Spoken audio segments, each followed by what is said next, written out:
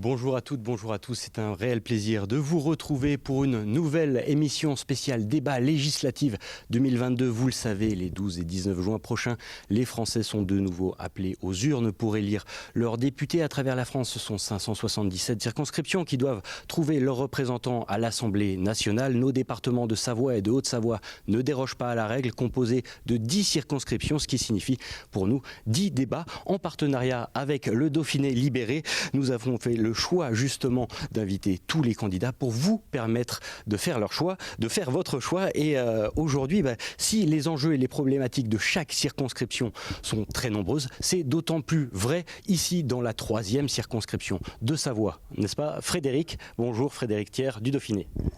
Bonjour Emmanuel, la 3e circonscription de Savoie, en effet elle est vaste, elle est très vaste, 150 km de Barbera jusqu'au glacier des Évêtes. Elle est très disparate, mais elle est aussi marquée par une certaine unité, celle de l'histoire, celle de la tradition et de la transmission. L'agriculture, l'industrie, les échanges, le passage, voilà sa réalité depuis qu'on élit des députés et même avant. La modernisation est passée par là, elle a apporté le tourisme, mais qu'est-ce qu'en fait que le tourisme sinon de l'échange de plus en plus international de culture et de loisirs? La tradition et la transmission ne sont pas synonymes de permanence idéologique. À la différence de sa voisine, la 2e, la 3e circonscription a souvent connu l'alternance. C'est Jean-Pierre Cotte succédant à Pierre Dumas, c'est Michel Bouvard et Vincent Roger-Rinchet. Mais il suffit d'évoquer les noms de Paul Perrier, de Béatrice Santé et aujourd'hui d'Émilie Bonivard pour saisir qu'on devient rarement ici député sans pouvoir revendiquer une certaine forme de filiation. Pour autant, la circonscription ne se définit pas par un vote cantonné aux valeurs de la modération et du gaullisme. Son histoire le montre. Son histoire déjà ancienne avec les bastions communistes de Basse-Maurienne, son histoire plus récente, voire actuelle avec un vote de droite radicale dans de très nombreuses communes. Aux législatives, on rebat les cartes et puisque nous sommes à l'école de musique de Saint-Jean-de-Maurienne qui nous accueille, on écrit une nouvelle partition. Et ils sont 9 aujourd'hui à prétendre à la baguette de chef d'orchestre. Merci beaucoup Frédéric. On vous le disait justement, nous avons fait le choix d'inviter tous les candidats. 7 des 9 tickets validés en préfecture ont accepté de jouer le jeu. Merci à toutes et à tous. On va commencer par un tour de table rapide, par ordre déterminé via un tirage au sort réalisé juste avant cette émission. Et on commence avec monsieur Pierre Chalot, représentant la liste Reconquête. Vous avez 1 minute. Qui êtes-vous et pourquoi voter pour vous? Alors je vous prie de bien vouloir excuser l'absence de mon candidat qui pour des raisons professionnelles n'a pu être présent. Alors il s'appelle Michael Floriot, il est âgé de 28 ans, il travaille comme collaborateur comptable.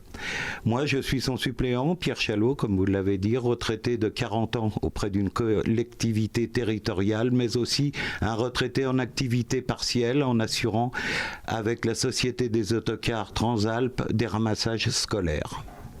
Merci beaucoup Monsieur Chalot. Marie Dauchy du Rassemblement National, la parole est à vous. Bonjour, Marie Dauchy, j'ai 35 ans, je suis chargée de relations commerciales dans le privé, également conseillère municipale de Saint-Jean-de-Maurienne et conseillère régionale Auvergne-Rhône-Alpes. J'ai également plusieurs engagements associatifs dans la 3e circonscription. Mon engagement, j'ai souhaité m'engager à vous et m'engager en politique puisque j'ai fait partie de cette génération un peu dégoûtée par cette politique bafouée de gauche, de droite et du coup j'ai souhaité défendre les concitoyens, je le fais quotidiennement. Si je suis élue députée, je défendrai plusieurs thèmes que j'ai déjà défendus lors des conseils municipaux ou régionaux comme l'industrie, les commerces, la baisse de la TVA, le RIC, la proportionnelle, la sécurité, le maintien de nos services publics et également... On aura le temps d'en reparler, excusez-moi Marie Dauchy. La parole est à Nathalie Krawczynski, représentante de la NUPES. Bonjour, je suis Nathalie Krawczynski, j'ai 53 ans, 3 enfants. Je suis agent d'accueil secrétaire dans un lycée professionnel privé de Barbera. Et je représente aujourd'hui la nouvelle Union populaire écologique et sociale, donc qui porte, comme vous le savez, sur une union de divers partis de gauche et qui porte surtout un programme avec des mesures concrètes pour un changement complet de paradigme. Donc nous les aborderons peut-être au fur et à mesure, mais je tiens à préciser que ce que moi je défends, c'est pas la continuité vers un modèle qui nous conduit droit dans le mur. On est face à une urgence climatique, face à une urgence sociale, et nos combats dans les circonscriptions, dans les communes, au quotidien, ce sont ceux-là. Merci beaucoup. On passe la parole au candidat de Renaissance, monsieur Xavier Trosset. Bonjour, Xavier Trosset, j'ai 56 ans, je suis marié, je remercie mon épouse qui m'accompagne aujourd'hui, 2 enfants, un qui a 20 ans au 13e BCA, une deuxième qui est sur Toulouse 19 ans, qui est sportive de haut niveau en équipe de France de gym aérobique. Je suis un homme de terrain, je suis un élu sur la commune de la Ravoire au niveau du milieu associatif. Le milieu associatif, c'est dans mon ADN. Je suis vice-président d'une grosse association sur le secteur de Chambéry. Je suis un homme de terrain, comme je vous l'ai dit, et je suis ravoirien depuis 3 générations et élu. Pourquoi voter pour la majorité présidentielle? Très simplement, assez succinct. Le pouvoir d'achat, le plan Avenir Montagne et le long Turin que l'on va certainement aborder dans un instant. Je vous remercie. Merci, monsieur Trosset. On passe la parole à monsieur Vincent Thomazeau de l'Union pour la France. Oui, Vincent Thomazeau, j'ai 59 ans, divorcé, 3 enfants. Professionnellement, je suis contrôleur principal des douanes. La crise sanitaire et encore plus récemment, donc la crise en Ukraine, a démontré nos faiblesses et notre dépendance totale de l'étranger, notamment dans tous les domaines stratégiques. Emmanuel Macron lui-même s'en est ému et a indiqué qu'il fallait retrouver une certaine souveraineté. Et pour ce faire, vaut-il mieux élire un député souverainiste ayant au sein de son programme la souveraineté, voire même dans son ADN, plutôt que les personnes qui nous ont conduits à cette situation? En clair, vaut-il mieux la copie ou l'original? Merci beaucoup, monsieur Thomazeau. On passe la parole à monsieur Rémi Côme, suppléant de la liste Lutte ouvrière. Oui, bonjour, donc Rémi Côme, moi je suis ingénieur de recherche dans une petite entreprise et je suis militant à Lutte ouvrière. Donc je me présente avec Pascal Trouvé parce que je suis révolté là, par la situation, par la barbarie dans laquelle cette société elle s'enfonce. D'un côté, on a des milliardaires qui sont de plus en plus riches, qui ont continué à amasser des profits considérables, et de l'autre, les problèmes essentiels pour les travailleurs aujourd'hui, ces problèmes de pouvoir d'achat, ces problèmes de salaire qui ne suffisent pas. Bon, moi dans ces élections, j'ai envie de représenter ce camp-là. Je pense qu'il va falloir se battre, je pense que ces élections elles ne changeront rien de fondamental, mais qu'il faut au moins qu'on affirme notre camp, qu'on affirme qu'on représente une force et qu'on devra lutter collectivement pour résoudre ses intérêts. Merci beaucoup, M. Côme. Et enfin, pour finir ce tour de table, Madame Émilie Bonivard, Les Républicains, députée sortante. Bonjour à tous. Émilie Bonivard, j'ai 41 ans, je suis mauriennaise. Je suis députée actuellement, membre de la Commission des finances et rapporteur du budget du tourisme pour la Commission des finances. Je suis également conseillère régionale et coprésidente de l'antenne régionale Auvergne-Rhône-Alpes Entreprises. Je souhaite évidemment me représenter à cette élection pour porter un certain nombre de valeurs de la droite républicaine et gaulliste auxquelles je suis fidèle, comme je suis fidèle à ce territoire.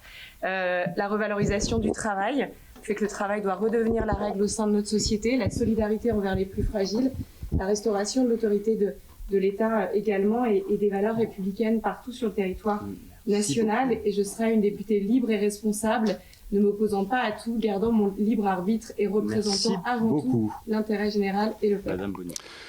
Merci beaucoup et nous poursuivons avec notre premier thème, l'environnement et l'agriculture, et le tirage au sort a désigné comme première intervenante Marie Dauchy. Alors l'environnement, aujourd'hui, un chiffre intéressant. Selon la FNSEA, 80% de la viande que nos enfants consomment dans les cantines scolaires est importée. 80% de la viande que nous consommons dans les cantines scolaires est importée, alors que nous avons des chiffres alarmants en termes d'agriculture, puisque un agriculteur se suicide tous les 2 jours. Moi, c'est cela qui m'inquiète, c'est que dans notre pays, nous ne valorisons pas assez notre agriculture et nos éleveurs. Nos éleveurs qui ont besoin absolument d'être aidés. Nous ne sommes pas dans l'écologie punitive. Nous voulons favoriser le localisme et les circuits courts. Ça, c'est une mesure de bon sens qui permettra à nos enfants et à nous de mieux manger, de faire vivre nos agriculteurs et nos éleveurs, mais également de consommer de façon plus responsable et plus écologique. Nous sommes également attachés à aider plusieurs entreprises, plusieurs structures qui produisent de l'énergie positive. J'ai un exemple, par exemple, l'entreprise Wisno à Challes-les-Eaux, sur notre circonscription, qui fabrique de la neige artificielle à à énergie positive. Donc voilà, nous serons force de proposition pour ces petits projets, ces petites structures. Merci beaucoup Marie Dauchy. On passe la parole à Madame Kravezinski. Alors, environnement, pollution, agriculture, c'est très intéressant de voir le sujet présenté de cette façon, parce qu'en effet, l'outil qu'on va pouvoir utiliser qui va contribuer à lutter contre la pollution, à améliorer notre environnement, c'est l'outil de l'indépendance alimentaire. Pourquoi ? Parce que quand on est de l'agriculture paysanne, j'insiste, et bio, ce n'est pas tout à fait la même chose que de l'agriculture écologique, puisqu'on peut avoir de très très grandes structures. Donc moi je parle de l'agriculture paysanne et bio, locale. Cela permet quoi ? Cela permet bien évidemment de produire localement, de moins importer de fruits, de légumes, de viande, etc. Donc d'avoir moins de camions sur les routes, moins de particules fines. Notamment, alors également, l'agriculture paysanne, qu'est-ce qu'elle permet ? C'est quelque chose dont on parle très peu. Très c'est rapidement, que, s'il vous plaît. comme on retourne beaucoup moins les sols, c'est une captation de carbone. Donc ça y contribue. Et l'environnement, en fait, il y a plusieurs aspects. Mais En quelques mots, s'il vous plaît. Ouais. L'essentiel, c'est un outil. L'indépendance alimentaire est un des outils pour améliorer au quotidien notre environnement. Merci beaucoup, Madame Kravezinski. On passe la parole au candidat du Renaissance. Pardon. Les sujets donc sont très vastes. Je vais juste dire un petit mot sur l'agriculture. Concernant l'agriculture, mieux indemniser les agriculteurs par rapport à toutes les intempéries que l'on a, et on sait ce vers quoi ils vont. Le pastoralisme, j'espère qu'on aura l'occasion d'en reparler. C'est très important. On reparlera du loup. L'agriculture est très vaste. En ce qui concerne l'environnement, le plus important pour moi, le plus grand sujet de notre vallée, de notre 3e circonscription, c'est pour moi le Lyon-Turin. Aujourd'hui, le Lyon-Turin, il va tout amener. Mais l'important, c'est surtout d'amener les camions sur le rail. Donc, c'est l'environnement en totalité. Mais ça fait partie de l'environnement. C'est un sujet qui va être abordé. Exactement. Dans le thème suivant. Je souhaite l'aborder là. Une question, Monsieur Trosset. Vous nous parlez d'améliorer la rémunération des agriculteurs et vous promouvez une façon de transporter de plus en plus de marchandises. Donc il y a peut-être quelque chose d'incohérent dans ce... Mettre les marchandises au niveau du Lyon-Turin, vous savez très bien qu'il y a 2 sujets. Il y a le fret pour essayer de dépolluer cette vallée de la Maurienne que nous connaissons tous, et c'est pas les députés avant nous qui peuvent dire le contraire. Donc aujourd'hui, pour moi, le Lyon-Turin est le plus important en termes d'environnement. Donc de plus en plus de marchandises qui transitent entre la France et l'Italie et l'Espagne. Merci Xavier Trosset. Vincent Thomazeau sur les thèmes de l'agriculture et de l'environnement. Oui, concernant l'environnement, c'est le sujet pour les décennies à venir. C'est les défis que nous avons à relever. Et c'est vrai que le lier avec l'agriculture, c'est un peu rapide. On pourrait penser que la pollution est liée donc aux agriculteurs. Alors, de manière indirecte, ça a été dit tout de suite, la pollution est surtout liée aux échanges internationaux. Et donc, il est vraiment nécessaire, il est indispensable, c'est de renouer avec le localisme, avec le consommé local. Et là, nous avons la chance ici, en Savoie, ici dans la 3e circonscription, d'avoir un certain nombre d'agriculteurs de très grande qualité et faisant un très très gros travail pour produire sainement et satisfaire l'ensemble des consommateurs. C'est pour ça que c'est important de pouvoir promouvoir ce consommé local. Moi, sur la question de l'environnement, je pense que c'est illusoire de dire qu'on va régler ce problème-là de toute façon en faisant confiance aux grands industriels, aux grands agriculteurs, et même en faisant confiance en fait au gouvernement pour passer des lois qui régleraient les choses. Bon, les grandes entreprises, de toute façon, les lois, elles s'en accommodent, elles les contournent, ou alors, elles font leur propre régulation. Là, un exemple, dans la vallée, vous avez Trimet, le gros employeur, la fonderie d'aluminium. Eux, ils ont leur propre certification aluminium vert, qui est faite par les majors de l'aluminium. Moi, je pense que ces trucs-là, on peut avoir aucune confiance là-dedans. Si on voulait contrôler, disons, éviter les scandales, comme on peut avoir dans l'environnement, mais comme on peut avoir dans plein d'autres domaines, le meilleur moyen, ça serait que nous, les travailleurs, on exerce notre contrôle. On produit tout, on est dans ces entreprises, on les fait tourner, on voit ce qui se fait, on voit les scandales. Il faudrait lever le secret des affaires. Il faudrait, mais même également, ça rejoint d'autres problèmes. Sur le problème des salaires, il faudrait également ouvrir les livrets de compte, voir où est l'argent, voir où sont leurs mensonges. Moi, je pense que c'est ça qui est nécessaire.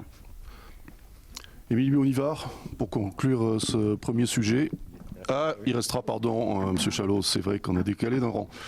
Émilie Bonivard. Alors, sur l'environnement et l'agriculture, ce que je vois, c'est qu'on est tous d'accord sur un certain nombre de points, notamment la question de la relocalisation économique et d'avoir davantage de souveraineté économique en matière européenne, au niveau européen, que ce soit relocalisation industrielle, que ce soit la relocalisation de nos productions agricoles, alimentaires. Sur ce point, moi, ça fait 5 ans que je propose un certain nombre de points. Comme je vous l'ai dit, je suis gaulliste et très attachée à la production industrielle locale et européenne. Donc c'est tout d'abord une taxe carbone aux frontières de l'Europe. Ça veut dire quoi? Ça veut dire qu'on arrive à rééquilibrer une concurrence déloyale mondiale aujourd'hui qui n'est ni bonne pour nos emplois et ni bonne pour l'environnement. Donc très concrètement, une taxe carbone aux frontières de l'Europe pour renforcer tous les circuits européens de production. Stopper la politique européenne de décroissance alimentaire qui fait qu'aujourd'hui, pour la première fois depuis le général de Gaulle, la France est dépendante en matière alimentaire. C'est évidemment soutenir nos agriculteurs, rééquilibrer les choses en matière pastorale. Et enfin, sur le fret, ça fait 5 ans que je demande au gouvernement de renforcer le fret ferroviaire tout de suite maintenant. Nous en avons besoin. Merci beaucoup. Et évidemment, de travailler en parallèle sur l'avancement du projet ferroviaire Lyon-Turin. Merci beaucoup, Madame Bonivard. On finit ce tour de table sur ce premier thème avec Monsieur Pierre Chalot de Reconquête. Alors, là où, grâce à ce tour de table, je rejoins certains de mes collègues comme Marie Dauchy ou Vincent. Pour nous, chez Reconquête, défendre la ruralité, c'est aussi développer ce que je nommerais les cantines de proximité. C'est là où on se rejoint, où les enfants mangeraient les excellents produits de notre région et où on ne trouve pas que du fromage, mais il y a aussi la viande, les légumes, les fruits. Défendre la ruralité, c'est aussi mettre en avant certaines propositions d'Éric Zemmour, comme la prime de naissance de 10 000 € octroyée pour chaque naissance d'un enfant dans une ville de moins de 5 000 habitants. Défendre la ruralité, c'est aussi faire rembourser de manière défiscalisée la moitié des frais kilométriques par l'employeur, comme cela se fait pour le pass Navigo en région parisienne. Je rappelle que si nous sommes égaux devant la loi, nous voulons l'être également dans la 3e circonscription pour les avantages. Merci beaucoup, Monsieur Chalot. On va tout de suite passer au deuxième thème de ce débat. Là encore, un vaste thème, forcément assez transversal avec le précédent. On a commencé à l'évoquer, les problématiques de l'emploi, de la mobilité et forcément du problème du Lyon-Turin qui est forcément très actif dans la vallée. On commence ce tour de table avec Madame Krawezinski, très rapidement, qui a déjà un peu plus parlé que tout le monde, s'il vous plaît. Alors, le problème de l'emploi, la solution pour l'emploi, je préfère dire, pour le travail. On a le maillage territorial, on a des industries, on a beaucoup de petites entreprises de 1 à 9 salariés. Il faut les soutenir, ces entreprises, mais les soutenir comment? En abaissant les droits des salariés? En détruisant la sécurité sociale, en mettant en péril les caisses de retraite? Non, pas du tout. En fait, nous proposons une caisse commune qui mutualiserait les cotisations sociales et peut-être d'autres choses, dont le transport, parce qu'il n'est pas normal que le budget de l'État soit grévé en défiscalisant pour tout le monde, y compris de grosses entreprises qui font de très gros bénéfices. Il faut une justice fiscale et une révolution fiscale également pour les entreprises. Donc, cette en caisse quelques mots, de... s'il vous plaît. Oui, c'est très rapide, j'ai même pas eu le temps d'aborder le Lyon-Turin, quoi. Donc, le Lyon-Turin, pour moi, ça alors, on a un avis différent selon les partis et on a trouvé un accord que moi je trouve absolument indispensable à l'heure actuelle. Moi, personnellement, en tant que personne, pour avoir étudié le dossier Lyon-Turin, j'y suis opposée. D'autres ne le sont pas. Il est impératif que nous ayons une commission d'enquête parlementaire pour enfin mettre à plat les études, que les citoyens soient informés et qu'on puisse prendre une décision sans des pour, contre, c'est ceci, c'est cela. Merci beaucoup, Madame Krawezinski. On passe la parole à Monsieur Trocet. Je reviens rapidement sur le Lyon-Turin parce que, encore une fois, pour moi, l'emploi en fait partie. On a la chance sur cette vallée que depuis des années, ce sujet du Lyon-Turin est arrivé sur la table. L'avoir aujourd'hui, il faut savoir que le tracé aurait dû sortir définitivement fin d'année dernière à cause du confinement et de la crise sanitaire. Il va sortir sur cette année 2022. Nous devons anticiper, nous devons y penser et nous devons prévoir que cette chance d'avoir ce tracé, ces travaux, va nous amener des emplois, de l'économie. Donc nous ne devons en aucun cas passer à côté du Lyon-Turin. C'est pour moi la chose la plus importante. Et en tant que... Pardon, je crois que je vous allez couper, excusez-moi.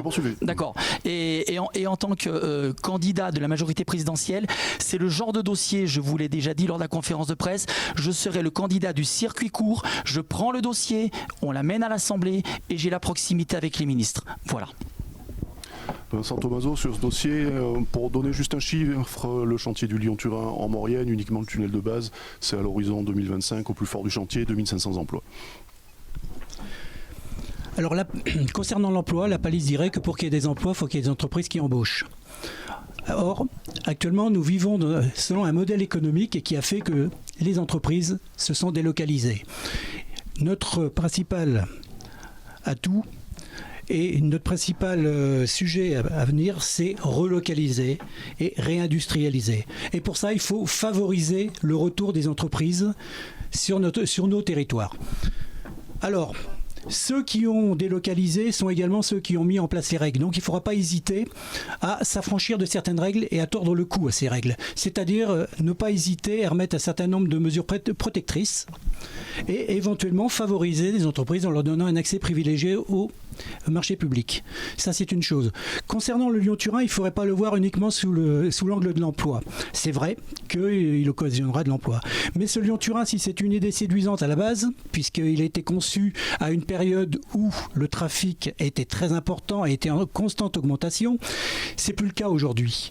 Actuellement, nous sommes dans la même situation. Il y a le même nombre de camions actuellement qu'il y avait au moment où la décision du Lyon-Turin a été prise. Il n'y a pas eu d'explosion. Et on peut faire passer les camions sur la voie actuelle. Simplement, il faut mettre aux normes le matériel ferroviaire, puisque les ponts, les tunnels, tout a déjà été mis aux normes. Merci beaucoup, Monsieur Thomazeau. La parole est à Rémi Côme de Lutte ouvrière. Bon, moi j'entends beaucoup parler de relocalisation, que ça aiderait l'emploi. Je pense que tout ça, c'est des mensonges pour les travailleurs. Quand on parle de relocalisation, souvent c'est une manière d'opposer les travailleurs, je sais pas, français contre les travailleurs italiens, les travailleurs d'une région contre une autre. Et surtout, c'est un moyen pour le patron d'empocher des subventions. Moi, je pense que des emplois, en fait, il y en a. Et d'ailleurs, le problème, il n'est pas que en Savoie, il est partout. Des emplois, on en aurait besoin dans les hôpitaux. Là, on voit les services d'urgence qui ferment partout dans le pays, les uns après les autres. On en aurait besoin dans les EHPAD, on en aurait besoin dans les écoles et même dans les entreprises où il y en a qui font des cadences, qui font le travail de 2 ou 3 personnes aujourd'hui, alors qu'à côté, on a des millions de chômeurs.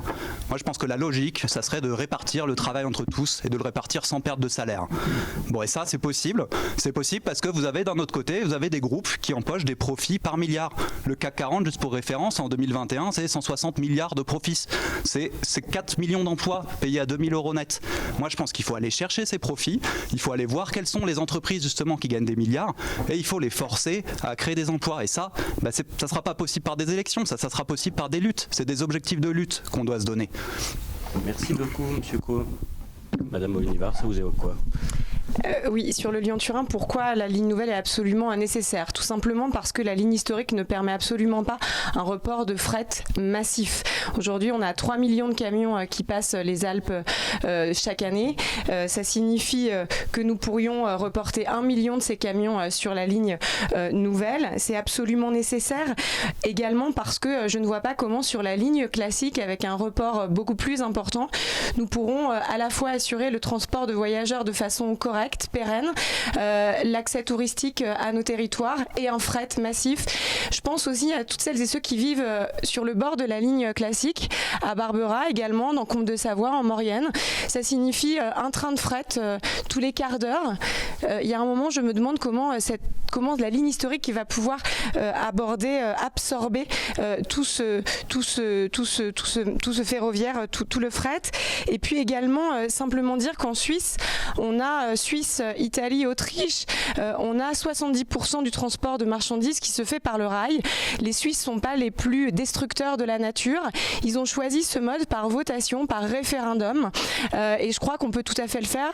France-Italie, aujourd'hui, c'est 8% du transport de marchandises qui se fait par le rail. Tout le reste est par camion. Tout le reste est sur la VRU de Chambéry. Tout le reste est en Combe de Savoie et en Maurienne. Il faut que nous ayons une infrastructure d'avenir pour un report massif du fret, de la route vers le rail. Pardon, excusez-moi. Je suis quand même assez surprise, Madame Bonivard, qu'en défendant effectivement la mise des camions, enfin des containers plus exactement sur les trains, vous n'abordiez pas le problème pour Modane du doublement du tunnel du Fréjus, notamment qui va être ouvert, pardon ? On peut l'aborder, tout à fait. Et qui va curieusement permettre de faire les travaux sur le Mont Blanc et de détourner tous les camions vers Modane. Comme vous abordez le sujet, moi ça fait 5 ans que je demande qu'on augmente le fret et avec Laurent Wauquiez, on a proposé de mettre une plateforme de ferroutage vers Grenay pour augmenter le ferroutage et anticiper justement par un report modal dès maintenant la fermeture 2 mois par an du tunnel du Mont Blanc. La question du tunnel du Fréjus, évidemment, elle se pose. Les questions de sécurité, vous n'êtes pas sans le savoir, sont absolument majeures dans les tunnels. Ici, on est dans les Alpes, il y a eu des morts dans les tunnels et donc il faut être en capacité d'assurer la sécurité aussi de circulation dans les tunnels.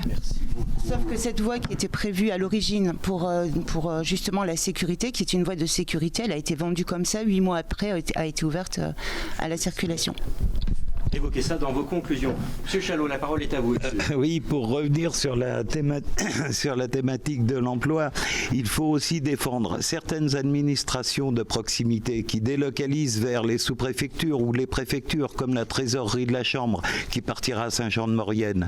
Tous nos anciens ne maîtrisent pas l'outil Internet et ont besoin de ces services de proximité, car bon nombre de leurs enfants ont déjà migré vers les grandes agglomérations. Nous veillerons également à ne pas avoir à subir de délocalisation sur notre circonscription, comme cela se passe malheureusement chez Ferropem, comme ce qui est arrivé chez Métal Temple à Saint-Michel-de-Maurienne. La ruralité, c'est aussi protéger nos belles entreprises locales. Nous veillerons aussi scrupuleusement au maintien des classes d'école, car si le gouvernement organise des dédoublements d'effectifs de classes dans des zones prioritaires, nous refusons que cela soit au détriment de nos écoles locales. Monsieur Chalot. Marie Dauchy, du Rassemblement national, pour conclure ce tour de... Nous, au Rassemblement national, nous avons toujours défendu nos services publics. Nous pensons qu'ils sont essentiels, surtout dans un territoire comme en Vallée de Maurienne, où des gares et des guichets ont fermé ces dernières années, puisque M. Laurent Wauquiez a souhaité baisser la dotation à la SNCF pour cause de rentabilité insuffisante. Également, pour revenir sur l'emploi, nous avons beaucoup d'industries sur la 3e circonscription, en partant de Ferropem jusqu'à Bolof, à la Ravoire par exemple, et nous devons absolument tirer les conclusions nécessaires de la crise sanitaire. Ce que nous disons, nous, au Rassemblement national, depuis des années, c'est que nous devons conserver une souveraineté et nous devons prioriser nos industries. J'ai défendu en 2020 l'entreprise Poudre à Hermillon au conseil régional et à 2 fois, M. Laurent Wauquiez a refusé d'apporter l'aide nécessaire parce qu'ils avaient besoin de 300 000 € pour relancer une chaîne de production et pérenniser les emplois, alors que le conseil régional n'en proposait que 60 000, ce qui n'a pas suffi pour maintenir les emplois. Voilà, donc nous, en tout cas, nous défendrons notre souveraineté industrielle. Merci. Merci à tous et voici maintenant venu le temps d'aborder notre 3e thème qui est un enjeu majeur pour toute la circonscription, le tourisme avec son corollaire, l'hébergement et le logement des visiteurs, des touristes et aussi des saisonniers et de la population locale qui doit composer en Maurienne mais aussi dans l'agglomération chambérienne avec une explosion du prix. Et le tirage au sort donne la parole à Xavier Trosset. Merci. Je reviens quand même sur un petit point très important sur ce que Émilie Bonivard a dit tout à l'heure. comme elle l'a dit, depuis 5 ans, elle essaye de faire passer le dossier et avec toutes les demandes qu'elle a. Sauf qu'aujourd'hui, lorsque l'on est dans l'opposition, il est très compliqué d'avoir une validation par le gouvernement. Donc, pour les personnes qui vont pouvoir voter la majorité présidentielle, je le redis, je serai en circuit court et j'aurai la capacité de faire aboutir les dossiers convenablement. Quasi systématiquement, vous ne votez pas, Madame Bonnivard, sur les textes majeurs. Je reviens en revanche sur le sujet qui est le sujet du tourisme, de l'hébergement et du logement. Les trois, pour moi, sont liés. En revanche, il est très important de continuer le plan Avenir Montagne. C'est la priorité, ceci est certain. Il faut savoir que le département a été énormément aidé en ce qui concerne la crise sanitaire. Au niveau de l'hébergement et du logement, on peut bien se dire de construire tout ce que l'on veut. Si on n'a pas de foncier, on ne peut rien faire. Mon travail sera d'être au plus proche des élus, de tous ceux qui sont ici, pour arriver à avoir du foncier et à faire en sorte à ce que le foncier soit un prix modique pour que tout le monde puisse avoir une acquisition. Merci M. Trosset. Émile Bonnivard, il y a directement au cours de cette intervention. On va un petit peu chambouler l'ordre de passage de Bonnivard, si vous voulez bien. Oui, merci beaucoup. Écoutez, Monsieur Trosset, vous avez une conception de la démocratie qui est inquiétante. Ça signifie que quand vous êtes un député qui n'est pas de la majorité, vos concitoyens ou le territoire que vous représentez n'est pas accompagné par l'État. Ça signifie, la réalité c'est que ça ne se passe absolument pas comme ça. Moi j'ai travaillé sur beaucoup de dossiers, j'ai réussi à avoir de la part du gouvernement 20 millions pour l'hôpital de Saint-Jean en lien avec les élus locaux, un IRM, la Maurienne a été choisie pour être territoire d'industrie. J'ai accompagné dans le cadre du plan de relance énormément de dossiers industriels sur tout le territoire de la circonscription et heureusement que le gouvernement et que les ministres, heureusement que les ministres et que le gouvernement n'ont pas votre conception de la démocratie, parce que je crois que le territoire, en tout cas, en aurait pâti. Donc heureusement, nous sommes en France. Les députés dits d'opposition, quand ils sont honnêtes, libres et responsables, sont écoutés. Quand ils travaillent, ils sont écoutés. Il faut qu'il y ait l'opposition, il faut qu'il y ait du débat, mais vous n'avez pas voté la majeure partie des textes prioritaires lors de cette mandature. Faux. Et nos concitoyens le savent très bien, puisque tout ça est public. Je vous laisse à disposition le compte-rendu de vos votes. Turin, Madame Borne avait un positionnement qui n'était pas clair au début. C'est la raison pour laquelle nous avons tergiversé. Merci beaucoup pour cet échange. On passe la parole à M. Thomazeau. Oui, pour revenir sur le tourisme, nous appartenons à un territoire touristique et il faut que ça le reste. Pour ça, il faut favoriser une diversification de nos offres et favoriser le tourisme 4 saisons. Adopter un tourisme un peu plus vert. Alors plus vert, j'entends les mobilités, aussi bien que l'hébergement. Et pour ça, lancer un grand chantier de rénovation thermique. Une sorte de prime rénove montagne, par exemple. Puisque c'est un territoire particulier qui subit les mêmes règles que le reste du territoire national. Mais c'est vrai que l'argent n'est pas magique, et pour ça, il faut se dégager des marges de manœuvre. Et nous proposons de financer ces gros projets par la lutte contre la grande fraude économique et financière. La fraude à la TVA, par exemple, c'est 20-30 milliards tous les ans qui partent comme ça. La fraude sociale, pareil. Donc, nous avons des marges de manœuvre qui permettent donc de financer de grands projets comme cette rénovation thermique. Et il faut également aborder le problème de l'énergie, puisque dit touristes, ça veut dire les faire venir ici, le déplacement. Et pour ça, avoir une fiscalité énergétique revue pour qu'ils puissent avoir un pouvoir d'achat leur permettant de venir sur nous. Oui, on a parlé du plan montagne. Moi, je pense que c'est un bon exemple de centaines de millions de subventions, justement, qui sont déversées dans ces grandes stations, qui sont de plus en plus luxueuses, d'ailleurs, et dont les travailleurs ne voient pas un sou. Parce que ces stations, c'est aussi des travailleurs qui les font tourner, c'est des saisonniers. Tout à fait très familiale. Oui, mais je peux me permettre, nous sommes en débat. Donc, très familiale sur la vallée. Il n'y a pas que des grandes stations. Bon, moi, ce que je vois... Ne vous trompez pas de vallée, parfois. Moi, ce que je vois, en tout cas, c'est que les saisonniers, eux, ce qu'ils subissent de plein fouet, c'est des attaques. C'est des attaques avec la réforme de l'assurance chômage. C'est des attaques, mais qui sont communes à l'ensemble des travailleurs. Là, quand on parle de travailler plus longtemps, d'augmenter l'âge de départ à la retraite, et c'est des attaques... Permettez, ont quand même eu pour beaucoup d'entre eux des aides Monsieur Trosset, s'il vous plaît. Et c'est des attaques en ce moment que tous les travailleurs subissent de plein fouet sur nos conditions de vie. En ce moment-là, ce qu'on subit, la réalité, nous, ce qui est important pour nous, c'est les prix qui augmentent. C'est les prix dans les magasins, c'est les pénuries d'huile, c'est les prix à la pompe. Et ça, c'est ce qui est important. Bon, nous, ce qu'il faudrait, c'est des salaires. Là, actuellement, c'est le problème important. C'est pas le problème des subventions pour les stations. Et pour avoir ces salaires, moi, je pense que ce qu'il va falloir, c'est des luttes, c'est des grèves. Et ce qui me donne de l'espoir, ce que je pense être la perspective maintenant, oui, c'est les grèves qu'il y a actuellement et qui sont victorieuses. Là, il y a quelques jours, il y a une grève chez Louis Vuitton, justement, LVMH, qui gagne 2 SMIC par minute, là, Bernard Arnault, l'homme le plus riche de France. Une grève victorieuse, elles ont arraché des petites augmentations. Je pense que c'est ça la perspective, c'est ça qu'il faudra. Merci beaucoup, monsieur Beaume. Émilie Bonivard, à vous en quelques secondes.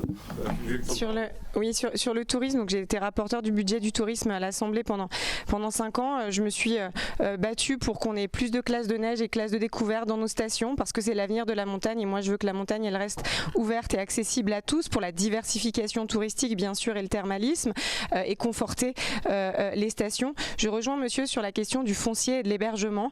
C'est fondamental. Le gouvernement a supprimé le prêt à taux zéro pour que les jeunes puissent s'installer en zone rurale et en zone de montagne. Sur nos stations et en zone touristique, on a une inflation du foncier, c'est dramatique, les jeunes ne peuvent plus s'installer. Évidemment, monsieur Trosset, j'ai voté contre cette mesure et la vision du gouvernement, c'est de concentrer toujours plus les habitats dans les villes et de réduire au maximum les habitats dans nos zones rurales. Moi, je pense que ce soit pour les habitants dans les villes ou dans nos zones de montagne et rurales, il faut que les choses soient équilibrées pour que tout le monde puisse respirer et vivre là où il le souhaite. Sur le tourisme en général dans notre belle vallée, je pense qu'il faut déjà féliciter tous les acteurs qui, de par leurs idées innovantes, essayent de développer au mieux ce tourisme. Et il va falloir faire un effort pour les aider aussi à trouver où une problématique arrive, c'est qu'on ne trouve plus de saisonniers. Donc, il se peut que ce soit des problèmes sur le foncier. Est-ce qu'il y a d'autres problèmes ? Mais il faut aussi aider ces acteurs pour qu'ils puissent trouver les personnels pour remplir ces belles missions. Merci beaucoup, M. Chaos, pour cette intervention. Marie Dauchier. Concernant le tourisme, nous avons sur la 3e circonscription une identité forte avec nos stations, nos agriculteurs, nos éleveurs, nos forts aussi. Nous avons vraiment la chance d'avoir un très beau territoire qu'il faut mettre en valeur. Nous devons également préserver la faune et la flore en ayant un tourisme bienveillant et raisonné. Nous sommes pour, par exemple, les ascenseurs valléens. Nous voulons aussi développer le tourisme 4 saisons et nous sommes aussi force de proposition et nous soutenons les petits projets comme j'ai rencontré il y a quelques mois une personne qui souhaitait mettre en place les cabanes dans les arbres en pleine forêt en Maurienne. C'est une très bonne idée que nous soutenons. Au-delà du tourisme, je pense que le plus important aussi aujourd'hui, un sujet qu'on ne pourra malheureusement pas évoquer, c'est le pouvoir d'achat. Puisque sans pouvoir d'achat, il n'y a pas de touristes, il faut le reconnaître. Vos confrères d'RMC, il y a quelques semaines, disaient qu'un Français sur 2 était à 5 € près sur ses courses alimentaires. Un Français sur 2 est à 5 € près sur ses courses alimentaires. Mais comment peut-on envisager de partir en vacances contre l'augmentation du SMIC, je suppose? Ah non, pas du tout. Je vous invite à revoir notre programme. Oui, et c'est pour des cotisations sociales, pardon. Oui. Voilà, non. Je suis désolée, je suis obligée de réagir. Non, pas du tout. C'est pour ça que nous avons un certain nombre de mesures pour le pouvoir d'achat et que nous avons d'ailleurs pas attendu les récents sondages pour en parler depuis des années. Nous avons beaucoup de propositions là-dessus, comme la baisse de la TVA qui fait 60% de taxes et la baisser donc de 20 à 5,5 ou supprimer les taxes sur 100 produits de première nécessité. Merci Marie Dauchier. Juste une petite précision pour les spectateurs qui ne seraient pas forcément très familiarisés avec le langage technique. Un ascenseur valléen, c'est bien une télécabine ou un très gros télésiège qui peut emmener directement des touristes d'une ville de petite ou moyenne importance jusqu'en station. C'est ça. Une précision technique. C'est ça. Madame Travesinski, vous la parole. Très rapidement. Oui, très rapidement. Je vous remercie. Donc, le tourisme, effectivement, qui est très important chez nous, mais quel tourisme pour qui? Et est-ce que les habitants sont concertés? Est-ce qu'on écoute leurs propositions? Parce que ça, moi, c'est ce que je veux mettre en place. Les projets qui sont en cours sont des projets qui vont nous amener vers des clubs med, on va dire, où un Mauriennais me disait il n'y a pas très longtemps, il a une expression géniale pour ça, il me disait les gens ils viennent avec leurs patates et ils repartent même avec les épluchures. C'est-à-dire que l'apport pour les habitants il est quasi nul. Pour un petit peu revenir sur ce que dit Madame Dessy très rapidement, c'est pas en baissant les cotisations sociales qu'on augmente les salaires et c'est pas en baissant la TVA qu'on règle le problème des prix. Parce que quand vous baissez la TVA, c'est pour tout le monde dans un premier temps et ensuite c'est l'État qui va en faire les frais. Or, on a vu des bénéfices exploser, on a vu à quel point il y avait eu des profiteurs de crise. Il est peut-être temps que ces gens-là mettent la main à la poche et ça en tant que député, c'est ce que je porterai dans le programme de gouvernement parce que je ne suis pas là pour être dans l'opposition mais pour mettre en place un vrai changement. Justement, le gouvernement cet été va mettre, et comme vous le savez, l'indexation des retraites à 1 100 € et dès cet été aussi également il y aura le bouclier gaz électricité dès l'été. Également, retarder l'âge de la retraite également à 65 ans. Malheureusement on ne peut pas tout aborder. C'est sidérant de considérer que quelqu'un qui a travaillé toute sa vie, qui a toutes ses cotisations soit à 1 100 €. Le minima c'est le SMIC, donc le minima c'est 1 500 € pour une retraite complète. Madame Kravenski, merci beaucoup. On va attaquer la dernière partie de cette émission si vous le voulez bien, un petit peu équilibrage des temps de parole des uns et des autres pour aller jusqu'à la fin de cette émission. À commencer donc avec Monsieur Tomaso, vous avez environ 1 minute 20 pour convaincre les électeurs sur un thème qui vous semblera le plus opportun. Alors c'est vrai qu'un certain nombre de thèmes n'ont pas pu être abordés, mais bon, c'est la loi de l'exercice, malheureusement, parce que j'aurais souhaité qu'on puisse aborder le problème énergétique, puisque... Vous avez quelques secondes, c'est le moment. Oui, et notamment tout ce qui est fiscalité de produits énergétiques qui est taxé comme du produit de luxe, alors que ce sont des produits de première nécessité. J'aurais souhaité également qu'on puisse aborder les problèmes de sécurité, puisque la sécurité est un droit fondamental. Les gouvernements successifs ont échoué en la matière et on a appris ces derniers jours qu'une action contre l'État même été engagée pour inaction sécuritaire. Alors qu'on échoue en essayant, c'est bien, mais qu'on échoue pour inaction, c'est moins bien. J'aurais souhaité également qu'on puisse aborder les problèmes d'immigration et de contrôle de nos frontières. Quelques mots, s'il vous plaît. Puisque nous sommes un département frontalier et le contrôle de nos frontières est une nécessité si on veut pouvoir maintenir un peu de lien. Merci beaucoup, Monsieur Tomaso, pour cette intervention. Monsieur Côme, vous avez une grosse minute aussi. Très bien. Moi, je pense que le problème essentiel aujourd'hui pour l'ensemble des travailleurs, de toute façon, je le redis, c'est le problème des prix et c'est le problème des salaires. Bon, on veut nous faire accepter des sacrifices, là, sous prétexte que c'est la guerre et qu'avant c'était le Covid. Moi, ce que je pense, c'est que c'est surtout des spéculateurs, dont Total, dont les grands groupes céréaliers, qui amassent les milliards, qui attaquent nos conditions de vie. Face à ça, moi, je pense qu'il va falloir se battre, pour nos salaires. Nous, on pense qu'il faudrait qu'il n'y ait pas un seul salaire en dessous de 2 000 € aujourd'hui pour vivre. Et il faudrait que les salaires, quand les prix augmentent, les salaires suivent les prix. Bon, maintenant, moi je pense que ces élections, mais tout comme les présidentielles, elles sont complètement dérisoires pour s'attaquer à ça. On n'a pas le pouvoir au gouvernement de s'attaquer à ces grands capitalistes. On n'a pas le pouvoir de stopper cette crise. Moi je pense que la perspective, ça sera des luttes collectives des travailleurs. Et voter lutte ouvrière, ça veut dire ça.